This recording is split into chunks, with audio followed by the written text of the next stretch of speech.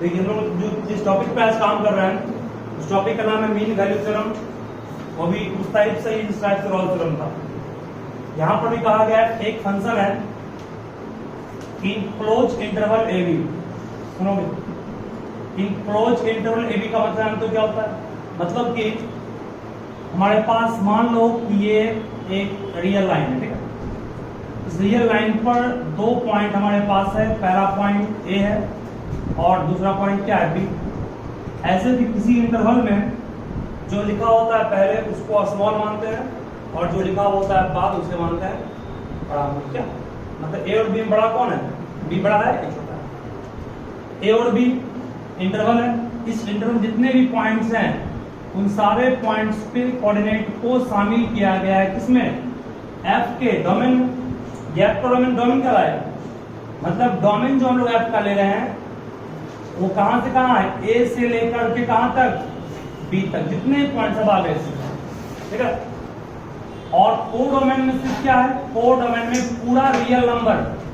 Real number मतलब कहां से कहां? ये माइनस इनफाइनाइट से कहां से कहां? पढ़े हो ना?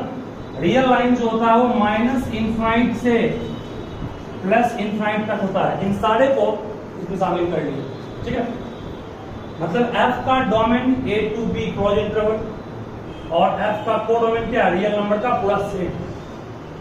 एक फंक्शन है, ठीक है। ये आपका इसका मीनिंग हुआ। इस स्टेटमेंट का मीनिंग यहां पर ही हुआ। कहीं लिखा रहता है F such that N to N. इसका मतलब क्या हो गया? डोमेन भी नेचुरल नंबर, जितना भी दुनिया का नेचुरल नंबर है इसमें आ जाएगा। और कोर डोमेन भी क्या होगा? Natural number. कहीं एन टू डब्ल्यू है मींस ये होल नंबर होगा। इसका मीनिंग यही होता है। चलिए यार सब सिखा दी मतलब ये क्या होता है पहले, फिर उसके बाद ध्यान देना। ये तो हम लोग के पास पहला कंडीशन था F A to B such that A to B to R. R real number है, A to B real line का ही कुछ पार्ट है, स्मॉल पार्ट में। चलिए यहाँ तो इसके बाद कहा गया एक फंक्शन है। उसके बाद जो फर्स्ट कंडीशन है वो ये है कि एफ इज कंटिन्यूअस। एफ को कंटिन्यूअस होना है किस इंटरवल में? In close interval A B. Close interval A B में एफ को कंटिन्यूअस होना है, ये फर्स्ट केस है, ठीक है। सेकेंड केस है फिर एफ को डिफरेंशिएबल होना है इस इंटरवल में in open interval A B. वहां पर थर्ड केस में F A equal F B था ना, यहाँ F A equal F B नहीं है। यहाँ का था अगर ये दो कंडीशन सेटिस्फाई कर गया, बस दो, मतलब रॉल्स का पूरा पार्ट नहीं, रॉल्स का कुछ पार्ट सेटिस्फाई किया। अब देन के बाद कहेंगे then there exist some C belonging to open interval A B such that. इस तरह से सी बिलोंग करेगा कि एफ डैश सी जो होगा वो किसके इक्वल होगा? F dash C equals F B minus F A by B minus A, लिखा है ना, ये होगा। इसका मीनिंग क्या है ज्योमेट्रिकली, इस पर गौर करोगे तो नोट पकड़ लीजिए इसको अच्छे से, ध्यान देना। इसको केस वाइज नोट कर दोगे।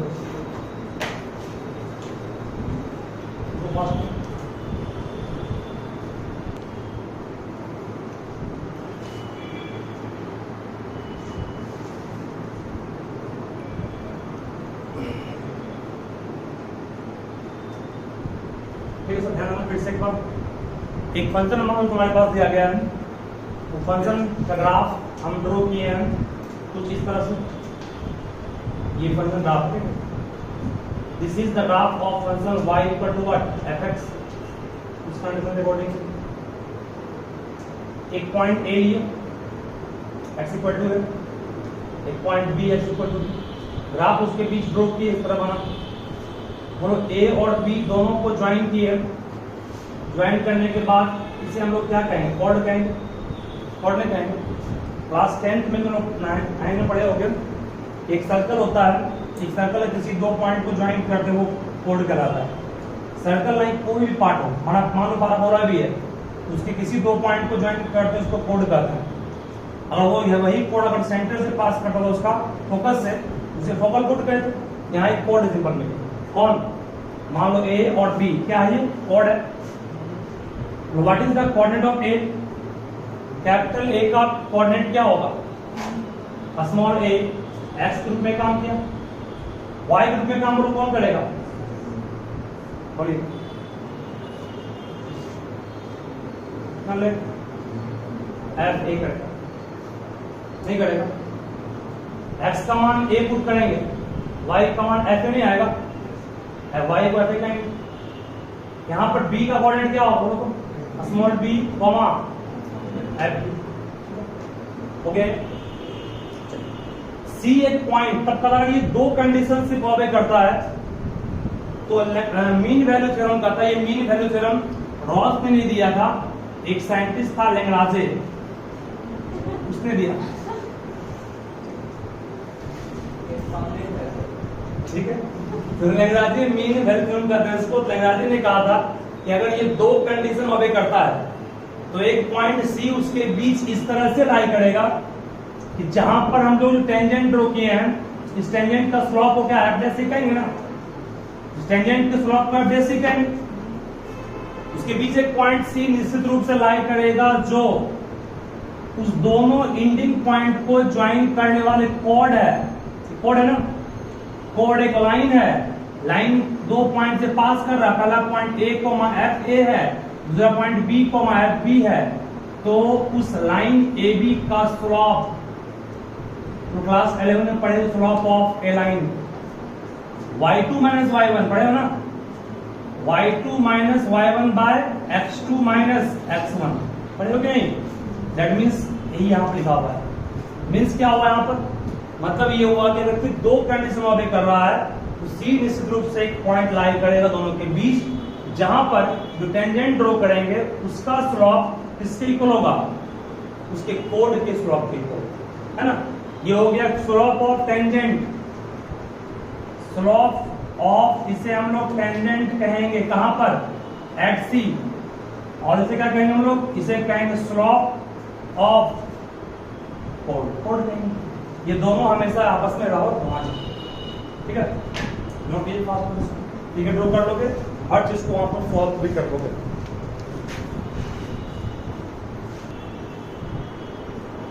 Verify mean value theorem, verify mean value theorem for fx equal to under root X square minus 4। इसको थोड़ा आप लोग ध्यान से समझिएगा जो बोल रहे हैं इसमें।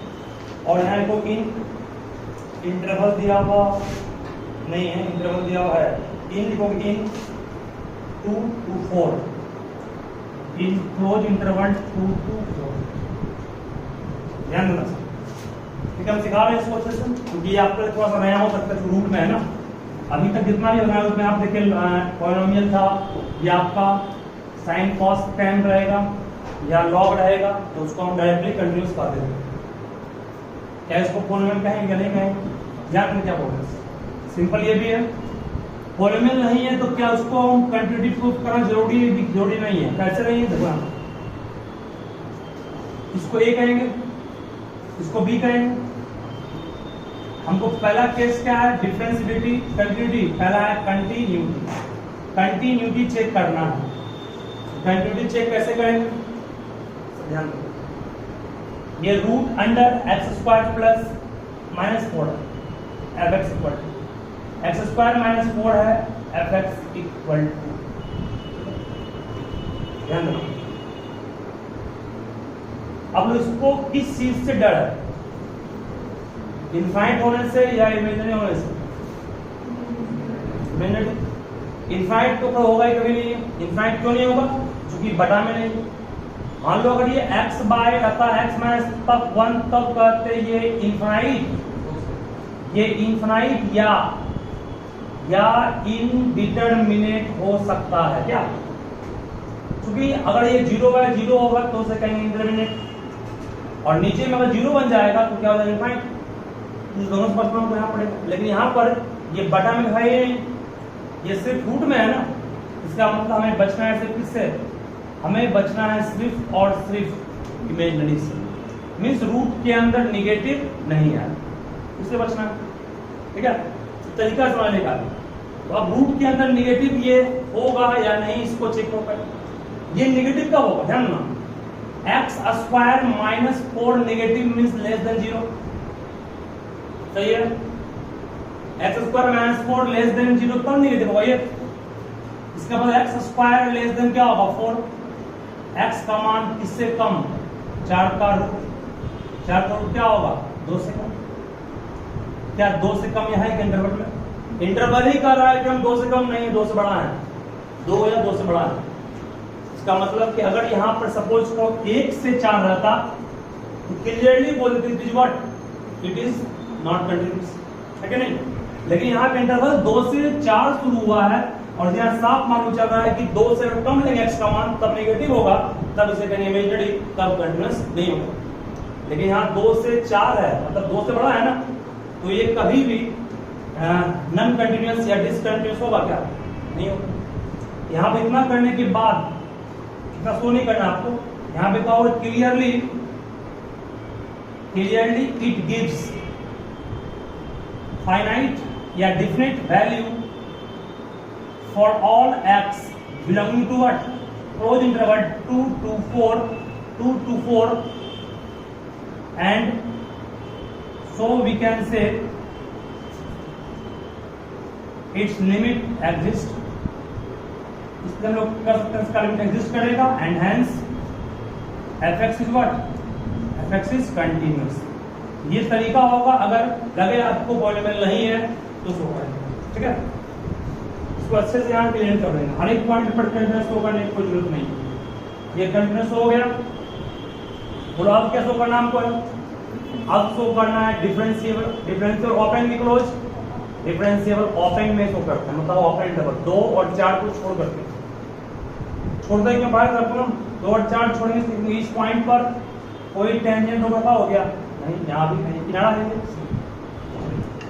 अब f डैश x निकालिए पहले, f डैश x बोलो क्या होगा, किस फॉर्म में, रूट अंडर x के फॉर्म, रूट x का डेरिवेटिव क्या होगा 1/2 रूट x, नहीं होगा, रूट x का derivative 1/2 root x, but x नहीं कुछ और है, ये इनटू में क्या आएगा 2x, 2 कट गया, आया क्या आपके पास x by under root x square minus. अब ये रूट में आ गया और डिफरेंशियल चेक करना है, डिफरेंशियल चेक करने का तरीका है, डिफरेंशियल तभी एग्जिस्ट होगा, ये रूट में है, इमेजिनरी होने की संभावना है इसकी है, क्या रूट में है तो इमेजिनरी भी हो सकता है, ये बटा में है तो क्या हो सकता है, ये इनफाइनाइट हो सकता है या इनडिटरमिनेट हो सकता है, तीनों संभावना है आपका। तीनों को कैसे हम लोग काटेंगे, ध्यान देना, x by under root X square minus 4 में ध्यान देना, ये इनफाइनाइट तब होगा जब ये 0 बने, सही है कि नहीं, something by 0 equal to infinite होगा, ये इनफाइनाइट तब होगा जब नीचे में 0 बने, और नीचे में 0 तब बनेगा जब x का मान क्या लेंगे 2, या मैं नीचे में 0 एक्स स्क्वायर माइनस 4 का मान 0 तब आएगा जब x का मान क्या लेंगे, x का मान कहोगे प्लस माइनस 2, क्या यहाँ प्लस माइनस शामिल करना है क्या आपको, नहीं, इसको डिफरेंशियल चेक करते हैं ओपन में ना, ये 2 और 4 को छोड़ करके, इसका मतलब 2 चला गया और 2 पर ही ये 0 होता है कि नहीं। इसका मतलब ये हुआ कि ये फंक्शन क्या है, ये फंक्शन कभी इनफाइनाइट नहीं होगा, किस इंटरवल में, किस इंटरवल में, है ना, समझ में आया क्या केस में। अब ये इमेजिनरी भी नहीं होगा, ये इमेजिनरी क्यों नहीं, जस्ट होती है यहाँ, ये निगेटिव अंदर में कब होता, निगेटिव तब होता रूट के अंदर जब x का मान 2 से कम लेते, क्या 2 से कम है, किसमें है क्या 2 से 4 है, 2 से बड़ा ही होगा ना, इमेजिनरी भी नहीं होगा, और 0/0 भी नहीं होगा, क्योंकि 0/0 तब होता जब x का मान क्या 2 लेंगे, x का मान 2 लेंगे ना, 2 का स्क्वायर 4 माइनस 0 आएगा। इसका मतलब ये इनफाइनाइट नहीं हुआ, क्यों, क्योंकि आप देखो इनफाइनाइट तब होता जब ये पूरा 0 होता, और ये 0 तब होता है जब x का मान 2 लेते, लेकिन ओपन इंटरवल में 2 हट गया है, इनफाइनाइट नहीं होगा। इमेजिनरी क्यों नहीं होगा, इमेजिनरी तब होता है जब x का मान 2 से कम लेते, 2 से कम यहाँ लेना पड़ा क्या, नहीं लेना पड़ा, इमेजिनरी भी नहीं होगा। उसके बाद बचा इनडिटरमिनेट। इनडिटरमिनेट का मतलब होता है 0/0, और 0/0 भी नहीं होगा, ऊपर में कभी 0 आने की संभावना है ही नहीं है, क्योंकि 2 से 4 के बीच कहीं 0 आएगा क्या? नहीं आएगा। 0/0 का फॉर्म भी नहीं आएगा। इसका मतलब क्लियरली हम लोग का सकते हैं फंक्शन डिफरेंशिएबल होगा x के हर एक वैल्यू के लिए किस डोमेन में? 2 से 4 के ऑपरेंड डोमेन। ठीक है, इस तरह तुमको समझना पड़ेगा और लिखना वाले कि इसका आंसर कर रहे हैं। इतना करने के बाद लिखोगे आपको क्लियरली फर्स्ट टाइम डिफरेंशिएट किए, समझा दी, आपको भी एग्जाम में समझना ऐसे ही है। फर्स्ट टाइम डिफरेंशिएट किए, समझा दिया गया। अब clearly it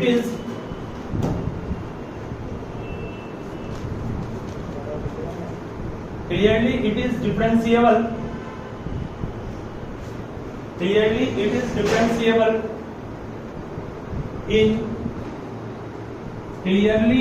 differentiable in open interval 2 to 4। ठीक है, बिकॉज यहाँ पर because it exist finitely for all x, belongs to open interval 2 to 4। बस अगर क्लोज रहता तो इसको हम लोग कहते हैं एग्जिस्ट नहीं करेगा, पहले ओपन है तो एग्जिस्ट करेगा। 2 केस हो गया, थर्ड केस हम आएंगे। 2 केस करने के बाद 2 केस हो गया ना, तो देयरफॉर वी कैन से यहां से therefore we can say all the condition of mean value theorem is satisfied। यहां पर हमने सिर्फ क्या पाया कि मीन वैल्यू थ्योरम का सारा कंडीशन सेटिस्फाई हुआ, बट हमें करना क्या? वेरीफाई करना है ना। वेरीफाई करने का लास्ट बोलो क्या करना पड़ेगा? सी करना पड़ेगा। Let C belongs to open interval 2 to 4 such that f dash c equal to fb minus fa by b minus a। f dash c का मान बोलो क्या आएगा? तो f dash x का मान निकाले हुए हैं यहाँ पे, f dash x का मान निकाले हुए हैं। f dash c का मान क्या आएगा? c by under root c square minus 4। सही है। fb का मान क्या आएगा? fb b मतलब 4 ना, 4 to 2 fb है ना, fb मतलब 4 to 2 अंडर रूट कितना होगा? 4 का स्क्वायर माइनस 4 माइनस fa कितना हो? a मतलब 2, f2 मतलब कितना? 2 का square minus 4 by b minus a means 4 minus 2। तो इंपॉर्टेंट नहीं बोलो इसमें।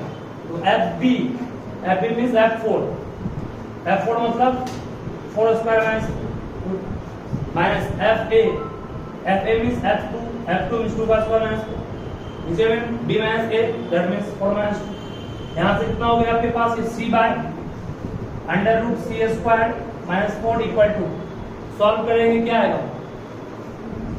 सॉल्व करने में कितना आएगा? ये 4 का स्क्वायर 16 माइनस 4 12 का रूट कितना होगा? तो रूट 3 हो गई, माइनस 0 हो गया, हट गया, बाई कितना 2 कट गया। 2 कटने के बाद आपके पास क्या बचा? तो रूट 3 इंटू अंडर रूट कितना? c square minus 4 equal to what? c squaring करेंगे बोथ साइड, रूट 3 का square 3 into c square minus 4 equal to what? c का स्क्वायर। क्या सॉल्व करके c का मान निकाल लेंगे यहाँ से?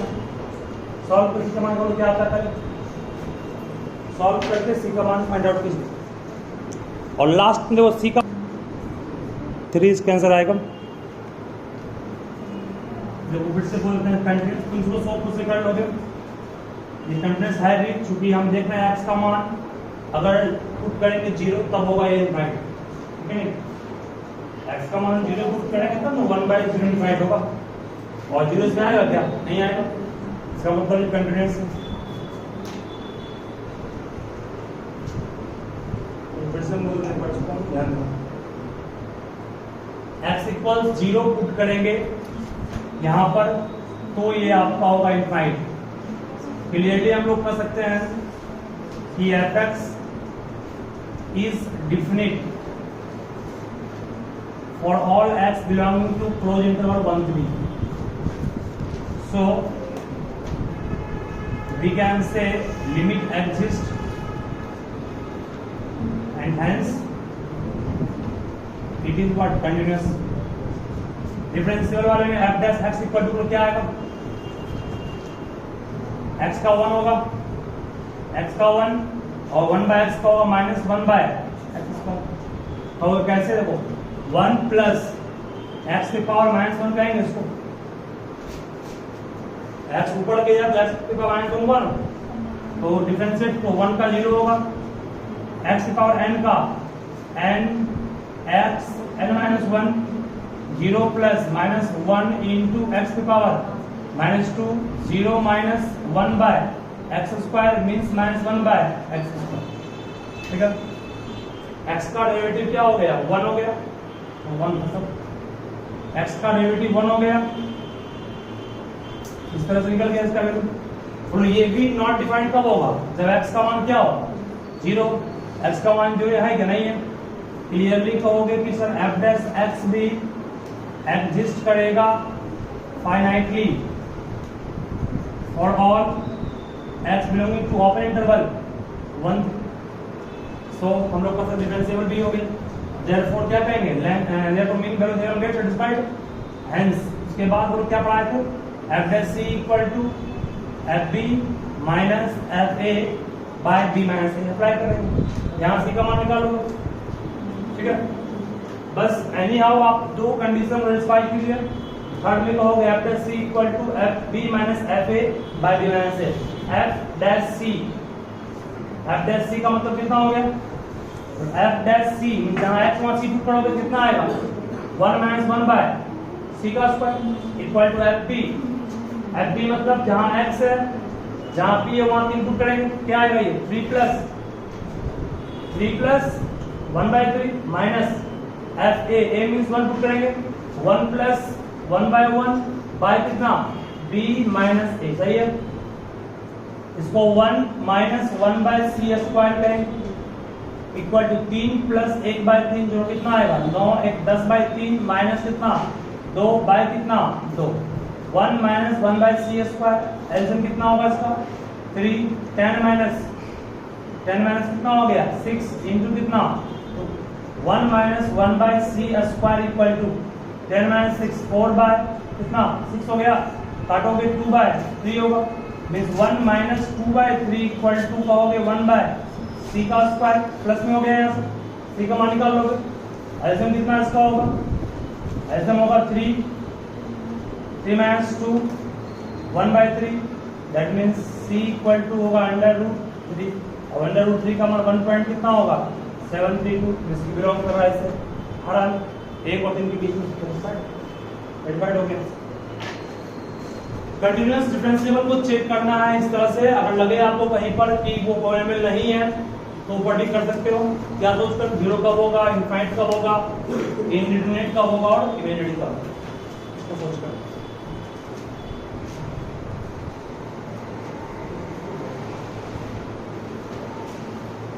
टू दिया हुआ है x माइनस 3 का और स्क्वायर दिया हुआ है, find A point on parabola. Parabola का एक क्वेश्चन होगा, एक पॉइंट निकालना है वेयर टेंजेंट इज, जहां पर कि टेंजेंट जो होगा वो पैरेलल होगा टू कोड ज्वाइनिंग द पॉइंट 30 एंड कितना 41। ध्यान दो क्या इस क्वेश्चन में कहना चाह रहा है, एक पॉइंट निकालना है इस पैराबोला पर। देखो एक पॉइंट निकालना है इस पैराबोला, मान लो पैराबोला है, ठीक है। इस पैराबोला का इक्वेशन क्या दिया हुआ है, इसका इक्वेशन दिया गया है y equal to x minus 3 का। Find a point on parabola where the tangent is parallel to the chord joining। वो एक पॉइंट यहाँ पर है, वो पॉइंट कितना दिया 30 ना, ये पॉइंट 30 है और ये पॉइंट क्या दिया मान लो 4। इस दोनों को ज्वाइन करने वाला जो कोड है उस कोड का स्लोप होगा वो किसके होगा? पैरेलल। कोड पैरेलल किसका है? एक पॉइंट पर, वो पॉइंट मान लो क्या है? सी। ठीक है, बोले जस्ट फाइंड द पॉइंट। अगर एक पॉइंट सी पर जो टेंजेंट खींचे हैं वो किसी कोड के पैरेलल है, उसको हम लोग क्या लिखते हैं? एफ डैश सी इक्वल्स कितना? F B minus F A by B minus A. F dash C निकालना सी हमको है ना। F dash C differentiate to कितना है? डिफरेंशिएट पर हो गया है 2 इंटू एक्स माइनस 3 है। 2 इंटू कितना हो गई? एक्स माइनस 3 मतलब 3 माइनस नहीं हो गया। यहाँ कुछ कंटिन्यूस तो नहीं करना, डायरेक्टली आना पसंद पड़ी। एफ बी, बी मतलब बोलो क्या लें? पहला पॉइंट है, दूसरा पॉइंट। इसमें एक्स का मान क्या है? यहाँ को एक्स का मान 3 है, यहाँ एक्स का मान क्या है? एक्स का 4। बी में काम कौन किया? 4 किया। एफ 4 ले लेंगे। एफ ए मतलब कितना? एफ 3 बाय 3 माइनस ए 4 माइनस 3 1 2 इंटू 3 माइनस 3। एफ 4 मतलब क्या? 4 माइनस 3 1 1 का स्क्वायर 1 हो गया माइनस एफ 3 3 माइनस 0 का square 0 by 1 2 into C minus 3 equal to कितना? 1 C minus 3 equal to 1 by 2 means C equal to 3 plus 1 by 2 चौके कितना हो गए? 7 बाय 2 आंसर हो। ठीक है, एक पाराबोला है, पाराबोला का इक्वेशन दिया गया है। इस पाराबोला के पर 2 पॉइंट है 30 और 41। उस पे जो कोड ड्रॉ किए वो कोड पैरेलल है टेंजेंट। उस टेंजेंट को जहां पर भी ड्रॉ किए हैं उस टेंजेंट का क्या पॉइंट है ये पूछ रहा है। मान लो टेंजेंट ड्रॉ किए सी का पॉइंट निकालना है। जस्ट फाइंड द आपको एफ डैश सी किसके इक्वल होता है? जब टेंजेंट इसके पैरेलल है, इसका स्लोप और इसका स्लोप इक्वल नहीं होगा। इसका स्लोप एफ डैश सी हो गया और इसका स्लोप क्या होगा? ये होगा। सी निकालना हमको, सी छोड़ एफ डैश सी मतलब डिफरेंशिएट किया इसको कितना आया? यहाँ एक्स का सी पुट कर। एफ बी, बी में काम 4 कर रहा है ना, निकाले। एफ ए, ये आंसर आपका एग्जैक्टली आंसर नहीं हुआ। सी का मान भी है, सी का हम सिर्फ एक्स का पार्ट निकाले ना। सी में सिर्फ एक्स का पार्ट आ रहा है, ये वाई का पार्ट निकालने में क्या करेंगे? उसी में पुट कर देंगे 7/2 वाई का मान कम कर लेंगे उसको 7/2 माइनस 3 का स्क्वायर करेंगे जो आएगा यहाँ भर देंगे जो भी आएगा। ठीक है, इस टाइप से क्वेश्चन कर सकता है आपका मीन वैल्यू थ्योरम में भी। ध्यान रखो, मेन खासकर ये का इंपॉर्टेंट क्वेश्चन है। टेंजेंट का एक क्वेश्चन 15 भी दिया बुक में, उसको बनाइएगा। एक और क्वेश्चन है वो घर पे तो ट्राई करोगे, सेम इस तरह का ही है, बस हम सिर्फ दे देते हैं बोर्ड पे। देखो fx equal to x square है, ऐसी क्वेश्चन भी चेंज करता है। fx equal to x square है, टेंजेंट पैरेलल दिया गया है 1 1 और 2 4। ठीक है, इस क्वेश्चन को घर पे सॉल्व कीजिएगा। इसका आंसर आएगा 3/2 और 9/4। इसका आंसर आएगा 3/2 और 9/4। ठीक है, इसका आप ट्राई कैसे कीजिए, फिर आगे बढ़ते हैं अगले क्लास में। तो मीन वैल्यू थ्योरम भी आपका खत्म हो जाएगा यहाँ से। तो डिफरेंशिएशन का पूरा टॉपिक आपका एनसीईआरटी के अकॉर्डिंग खत्म हो चुका है, सिर्फ बाकी है मिसलेनियस पर काम करेंगे क्लास में।